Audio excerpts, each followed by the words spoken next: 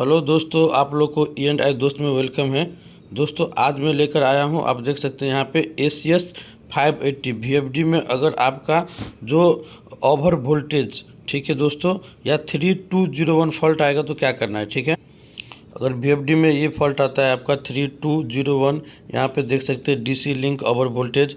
ठीक है दोस्तों, या तो अगर फॉल्ट कोड आपके पास में ये फॉल्ट कोड रहेगा, ठीक है, A3A1, ठीक है, ACS 580 में, तो उस टाइम में आपको कौन सा पैरामीटर चेक करना है। ठीक है, और जो मोटर का फिजिकली जैसे कौन सा कार्ड चेक करना है। ठीक है दोस्तों, और ये आने का रीज़न क्या है। ठीक है, ये मैं आपको बताऊंगा। आप ये वीडियो दोस्तों लास्ट तक देखते रहिए, पूरा क्लियर हो जाएगा। ठीक है दोस्तों, तो दोस्तों DC लिंक ओवर वोल्टेज जो है यहाँ पे इसका रूट कॉज देख सकते हैं। ठीक है, ये मैं कुछ जो हम जो ऑब्जर्व किए हैं, ठीक है, ये इस तरीके से ये 9 फॉल्ट के 9 जो इसका इशूज आने की वजह से आपको ये DC over link over voltage आएगा। ठीक है, सबसे पहले क्या है कि देख सकते हैं यहाँ पे अगर intermediate circuit DC voltage excess हो जाएगा उसकी वजह से आएगा। इनपुट वोल्टेज हाई हो जाएगा तो आएगा। ठीक है, या ब्रेकिंग की अगर ब्रेक की यूज किए हैं उसमें आएगा। रीजनरेटिंग ब्रेकिंग में ड्राइव में इंटरनल इश्यूज रहेगा तो अगर फॉल्ट आ सकता है। अब ड्राइव में इंटरनल इश्यूज क्या है, जैसे VFD में बहुत सारा कार्ड रहता है। यहाँ पे देखेंगे जैसे आपका IGBT कार्ड रहेगा। ठीक है, ये पावर सप्लाई कार्ड हो गया। ठीक है, इसी तरीके से ये कैपेसिटर का हो गया। ठीक है, इसी तरीके से आप यहाँ पे देखेंगे तो ये JCU कार्ड हो गया। ठीक है, इसी तरीके से ये बहुत सारा कार्ड रहता है ये VFD के अंदर। अगर इसमें इंटरनल भी इशू रहेगा तो आपको DC लिंक ओवर वोल्टेज आएगा। दूसरा चीज़ क्या है, फॉल्ट सेंसिंग। अगर ये फॉल्ट सेंसिंग फॉल्ट अगर वोल्टेज को अगर सेंस प्रॉपर नहीं कर रहा है उस टाइम में भी आएगा। और उसके बाद देखेंगे DBR, ये ब्रेक रजिस्टर इशूज, अगर इसका भी इशूज रहेगा तो आएगा। इसका पैरामीटर मैं अभी इसमें बताऊंगा, आप लास्ट तक देखते रहिए, पूरा क्लियर हो जाएगा। ये डिफेक्टिव लिंक कैपेसिटर, जैसे अभी कैपेसिटर को मैं यहाँ पे बताया हूँ, कैपेसिटर में अगर प्रॉब्लम रहेगा, वीक हो जाएगा, तो अगर जल गया तो उस कंडीशन में भी आएगा। इंटरनल इन्वर्टर फॉल्ट, अगर इन्वर्टर के अंदर भी अगर कोई फॉल्ट आ रहा है तो वो भी एक उसके वजह से भी आ सकता है। ठीक है दोस्तों, या आप ड्राइव का इनकरेक्ट पैरामीटर सेटिंग करे हैं, ठीक है, तो उसके वजह से आ सकता है। पैरामीटर में कौन कौन सा पैरामीटर इनकरेक्ट होगा मैं इस वीडियो में अभी नेक्स्ट स्लाइड में आप वहाँ पर देखेंगे, पूरा क्लियर हो जाएगा। ठीक है दोस्तों, तो दोस्तों ये VFD का DC ओवर वोल्टेज आने का पैरामीटर का जो लिस्ट है यहाँ पे एक देख सकते हैं आप। ठीक है, तो यहाँ पे देख सकते, यहाँ पे है 0.1 पैरामीटर में जाएंगे और उसका 11 नंबर पैरामीटर पे। इसी तरीके से 30 पे, और यहाँ पे ये आप देख सकते हैं 95 का 0.01 पे। ये सब मैं आपको बताऊंगा इस पैरामीटर में कौन सा पैरामीटर में क्या क्या सेटिंग करना है। तो सबसे पहले हम 1 नंबर पे आते हैं। जैसे मैं 1 का 11 बोला था, तो ये यहाँ पे देखेंगे 1 नंबर पैरामीटर में क्या होता है, वो जनरली मॉनिटरिंग करने का सारा पैरामीटर जो है 1 नंबर में रहता है, 0.1 में। ठीक है, तो वहाँ पे 0.1 को हम लोग जो है 11 पे जाना है। ठीक है, तो 11 पे यहाँ पे आएंगे, 11 पे। ठीक है, ये 11 पैरामीटर, तो उसमें देखेंगे जो VFD रनिंग में रहेगा उसका एक्चुअल DC वोल्टेज कितना आ रहा है। ठीक है, तो उसको भी हमको अब चेक करना है, क्योंकि अभी जो पैरामीटर मैं अभी बताऊंगा उसके लिमिट से एक्सेस वो इसका जो रनिंग पैरामीटर है वो नहीं जाना है। ठीक है दोस्तों, और यहाँ पे ये आउटपुट वोल्टेज बताएगा AC में, और यहाँ पे 11 में बताएगा DC में, और 13 में बताएगा AC पैरामीटर में। ठीक है दोस्तों, ये 95 का जो पैरामीटर होता है HW कॉन्फ़िगरेशन दोस्तों। ठीक है, इसमें क्या होता है, जो आपका VFD का जो सप्लाई है, ठीक है, तो VFD का सप्लाई जो है वो आप जैसे 415 हो गया, या ये 415 हो गया। ठीक है, या आपका जो भी सप्लाई है वो आप मैनुअली इंटर करेंगे कि वो ऑटो में जो है वोल्टेज कैलकुलेट करेगा इनबिल्ट। तो इसके लिए किस में जाना पड़ता है, 95 का पैरामीटर में जाना पड़ेगा, और 1 नंबर पे। अब इसमें क्या है, जो वोल्टेज सप्लाई है वो अगर इंटरनली सेंस करेगा, ठीक है, तो यहाँ पे आपको 0, जो 95 का 1 में जो है 0 सेलेक्ट करेंगे तो ये ऑटो में सेलेक्ट हो जाएगा। ठीक है, ऑटो में जो वोल्टेज आएगा उसी को सेलेक्ट कर लेगा, उसके लिए आपको कोई भी पैरामीटर डालने की ज़रूरत नहीं है। अगर VFD का सप्लाई जो है 380 से 415 तक वोल्टेज है, 380 से 415 तक वोल्टेज है। ठीक है, तो अगर आप मैनुअली सेट करना चाहते हैं, अगर इस रेंज में आपका इनपुट सप्लाई है, जैसे आप सप्लाई दे के रखे हैं, तो उस कंडीशन में आप क्या करेंगे, 2 नंबर सेलेक्ट करेंगे, तो इसी बीच में वोल्टेज रहना चाहिए, ठीक है। अगर इसकी एबव 415 से ऊपर जाएगा, ठीक है, और कितना ऊपर जाएगा अभी मैं बताऊंगा, तो ये ओवर वोल्टेज आएगा, और 380 से कितने नीचे जाएगा तो अंडर वोल्टेज आएगा, ये भी मैं स्लाइड बताऊंगा, ठीक है। अभी दूसरा क्या है, अगर 3 नंबर आप सेटिंग कर रहे हैं, ठीक है, जैसे ये 33 नंबर है, तो अगर 95 के 01 में अगर 3 नंबर पैरामीटर सेट किए हैं, ठीक है, तो उस कंडीशन में आपका वोल्टेज रेंज जो है 440 से लेके 480 तक रहना है, ठीक है। अगर 440 से बिलो और 480 से अबव जाएगा तो अलार्म आएगा, ठीक है। तो चलिए मैं बताता हूँ आपको कैसे कैलकुलेट करते हैं। दोस्तों ये कुछ कैलकुलेशन है ओवर वोल्टेज और डीसी ओवर वोल्टेज और डीसी अंडर वोल्टेज सेटिंग का, ठीक है।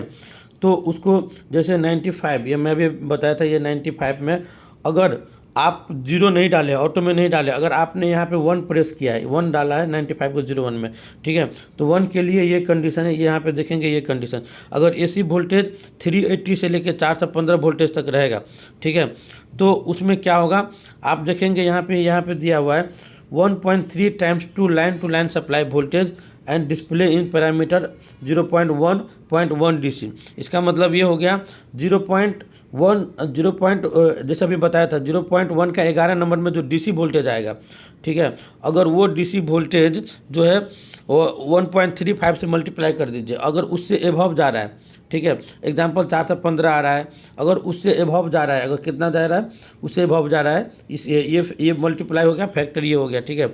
अगर ये 560 से एबव जाएगा, ठीक है, डीसी वोल्टेज में, तो उस टाइम में वो क्या करेगा, डीसी ओवर वोल्टेज आएगा।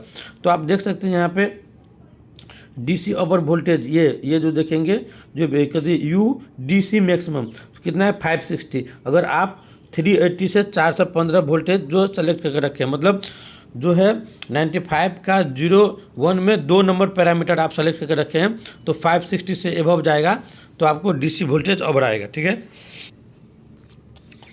इसी तरीके से क्या है कि अगर मैंने 95 का 01 में अगर 3 नंबर पैरामीटर, अगर यहाँ पे मैंने 3 नंबर सेलेक्ट कर दिया, तो उस 3 नंबर में इस कंडीशन को फॉलो करेगा।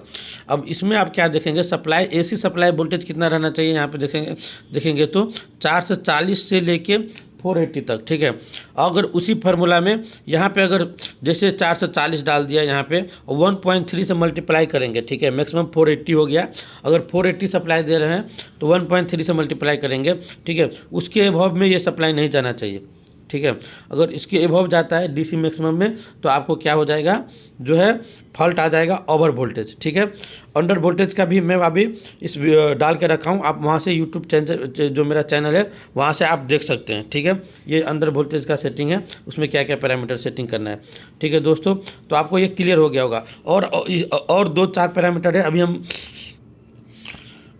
और उसके बाद देख सकते हैं दोस्तों यहाँ पे है ओवर वोल्टेज कंट्रोल। अभी ये क्या है कि जैसे ओवर वोल्टेज का अगर आप जो है उसको फॉल्ट बाईपास करना है, ठीक है, अगर फॉल्ट को लाइन में नहीं लेना है, ठीक है, तो उस कंडीशन में आपको 30 पैरामीटर 30 फॉल्ट फंक्शन पैरामीटर है, उस 30 का 30 नंबर पे जाना है। यहाँ पे देखेंगे 30 का 30 नंबर पे जाना है, और वहाँ पे जाएंगे, अगर ओवर वोल्टेज अगर बाईपास करना अगर चाहते हैं तो उसको डिसेबल कर दीजिए, 0 कर देंगे, मगर 30 के 30 पैरामीटर में जाके यहाँ पे 0 डाल देंगे, तो वोल्टेज ओवर वोल्टेज आने के बावजूद भी आपको फॉल्ट नहीं आएगा, ठीक है। उसके बाद में अगर आप जो है 30 पे अगर 1 पैरामीटर डालें, यहाँ पे 1 डाले हैं, तो ये इनेबल हो जाएगा, तो वो इनेबल हो जाएगा, और ये इनेबल हो गया तो जो अभी मैं बताया हूँ 95 का 01 का पैरामीटर, अगर वो कंडीशन फ्लो करेगा, वो कंडीशन के अंदर अगर वो कंडीशन के अंदर आएगा तो ये आपको ओवर वोल्टेज हो सकता है, ठीक है। उसके बाद है आप यहाँ पे देख सकते हैं 43 का 06, 43 है, जैसे ब्रेक चॉपर से रिलेटेड पैरामीटर रहता है। इसमें सबसे इम्पोर्टेंट दोस्तों ये पैरामीटर है। इसमें क्या है कि आप देख सकते हैं, अगर आप इसमें जो है इसमें DBR लगा, DBR का जो होता है ना, DBR का सेटिंग, DBR, ठीक है, तो DBR पैरामीटर होता है डायनेमिक ब्रेक रजिस्टर। ये पैरामीटर ऐसा पैरामीटर है कि वो हर एक एप्लीकेशन में नहीं यूज होता है, ठीक है दोस्तों। अगर किसी एप्लीकेशन में अगर DBR आप लगा के रखे हैं, ठीक है, उसमें अगर ओवर वोल्टेज आ रहा है तो उसमें क्या सेटिंग करना है, तो आप देख सकते हैं कि DBR से पहले क्या करना पड़ेगा, वो यहाँ पे enable the breaker chopper controller and select the breaker register overload protection method. ठीक है, इसका बहुत सारा है, अभी हम इसमें सिंपल बताते हैं आपको। बिफोर, अगर हमको जैसे ब्रेकर को ऑन करने से पहले, तो दोस्तों आप ये देख सकते हैं यहाँ पे ये ब्रेकर चॉपर है। अगर आप इसमें क्या करना है, आपको breaker enable chopper control ensure that breaker register is connected. अगर उसमें DVR जब कनेक्शन कर रखे हैं VFD में, उसी कंडीशन में इस पैरामीटर को आपको इनेबल करना है। ठीक है, अगर जैसे DVR कनेक्टेड नहीं है आपका, एग्जांपल कोई भी VFD है, अगर उसमें DVR कनेक्टेड नहीं है, अगर उस कंडीशन में इसको अगर इनेबल कर रखे हैं, ठीक है, तो ये ओवर वोल्टेज आ जाएगा। ठीक है, तो सबसे पहले आपको चेक करना है जो आप एप्लीकेशन में, अगर बहुत सारा VFD में क्या होता है, बहुत आदमी सेटिंग ऐसा करता है जिसमें DVR नहीं रहता है, फिर भी ये जो 4306 का पैरामीटर को वो इनेबल करके रखता है, तो उस कंडीशन में आपको जो है ओवर वोल्टेज आ जाएगा। ठीक है दोस्तों, अगर सपोज दैट जो आपका कोई VFD है जो आप DVR कनेक्टेड करके रखे, वो DVR एप्लीकेशन के लिए है। ठीक है दोस्तों, तो DVR अगर आप कनेक्टेड करके रखें तो उस कंडीशन में आपको क्या करना है, ये 30 नंबर पैरामीटर को इसको 0 करके रखना है, मतलब इसको डिसेबल कर देना है, क्योंकि DVR आता है तो उस कंडीशन में कनेक्ट करके रखेंगे तो आपको ओवर वोल्टेज आ सकता है, DVR लगा के रखे हैं तो। ठीक है, इसीलिए DVR एप्लीकेशन में हम जो है ओवर वोल्टेज को हम लोग क्या करेंगे, ऑफ करके रखेंगे। ठीक है दोस्तों, और बाद बाकी जो है ये इंटरलॉक ये सप्लाई वोल्टेज पे है। ठीक है, अगर इसको 0 करेंगे तो डिसेबल हो जाएगा, 1 करेंगे तो ये इनेबल हो जाएगा। ठीक है, तो ओवर वोल्टेज से रिलेटेड दोस्तों यहाँ पे आप देख सकते हैं ये आपका जो है डीएसलेशन टाइम, यहाँ पे देखेंगे डीएसलेशन टाइम। तो डीएसलेशन टाइम क्या होता है, डीएसलेशन टाइम होता है जैसे कोई भी VFD को आप मैक्सिमम RPM पे चला रहे हैं, एग्जांपल मैंने इसको 1500 RPM पे चालू करके रखा हूँ। ठीक है, और मैं उसको सेट पॉइंट चेंज करूँगा, उसको 500 पे लाता हूँ। ठीक है, 500 पे लाऊँगा तो 1500 टू 500 आने के लिए कितना टाइम चाहिए, अगर वो सफिशिएंट टाइम नहीं डाल के रखे हैं, ठीक है, तो उस टाइम में ओवर वोल्टेज आ जाएगा। वो भी डिपेंड करता है कि किस एप्लीकेशन में यूज किए हैं। ठीक है, अगर जैसे फ़ैन एप्लीकेशन में यूज किए हैं, बेल्ट कन्वेयर में यूज किए हैं, ठीक है, तो वो एप्लीकेशन पे डिपेंड करता है। तो उस टाइम में क्या करना है आपको, अगर ओवर वोल्टेज में ट्रिप हो रहा है, ठीक है, तो आप ये भी सेटिंग चेक कर सकते हैं डीएसलेशन टाइप का, और इसमें क्या करना पड़ेगा, उसका डीएसलेशन टाइमिंग है। ठीक है, तो यहाँ पे आप 10 सेकेंड डाल सकते हैं, 10 सेकेंड डालिए, 20 सेकेंड डाल सकते हैं, 30 सेकेंड डाल सकते हैं। इस तरीके से आप ये पैरामीटर चेक कर और डीएसलेशन टाइम को आप सेटिंग इंक्रीज कर देंगे। ठीक है, अगर इसकी वजह से ट्रिप हो रहा है, अगर आपको पहले चेक करना है कि वो किस टाइप पे ट्रिप हो रहा है। जैसे मैंने मोटर को चालू करके रखा हूँ और जब मैं उसको RPM जो है डिक्रीज कर रहा हूँ, उस टाइम पे जो है ओवर वोल्टेज आ रहा है, तो उस टाइम में आपको कौन सा पैरामीटर चेक करना है, 23 का 13 पे चालू चेक करना है। ठीक है दोस्तों, तो उस कंडीशन में इसको चेक करेंगे और डीएसलेशन का टाइम हम इंक्रीज कर जो है DC ओवर वोल्टेज आपको नहीं आएगा। ठीक है, इसीलिए ओनली आपको डिस्टिलेशन का टाइम चेक करना है, एसिलेशन का टाइम नहीं चेक करना है, अगर ओवर वोल्टेज में ट्रिप हो रहा है। ठीक है, RPM डाउन करने के टाइम में। ठीक है, तो दोनों सेटिंग आप चेक कर सकते हैं। ठीक है दोस्तों, और जैसे आपको DC लिंक ओवर वोल्टेज आ रहा है, ठीक है, तो अगर ड्राइव में इंटरनल इश्यूज है तो क्या क्या में प्रॉब्लम हो सकता है, तो जैसे ये अगर यहाँ पे देख सकते हैं, यहाँ पे ये जो सेंसिंग है, जो वोल्टेज को सेंस करेगा, सेंसिंग बोर्ड या जो कार्ड है उसमें प्रॉब्लम हो सकता है, DC वोल्टेज वो एक्यूरेट नहीं सेंस करेगा। ठीक है, उसके बाद में DVR, ये ब्रेकर रेजिस्टेंस इश्यू, इसका मतलब ये कि DVR, अगर DVR में रॉन्ग पैरामीटर डाल के रखे हैं, ठीक है, या रॉन्ग जो कनेक्टेड है, अगर जितना का VFD का रेटिंग है DVR का, मतलब DVR का जो भी रेटिंग है वो सेम रेटिंग आपको क्या करना है, VFD के पैरामीटर में डालना है जो DVR से रिलेटेड है।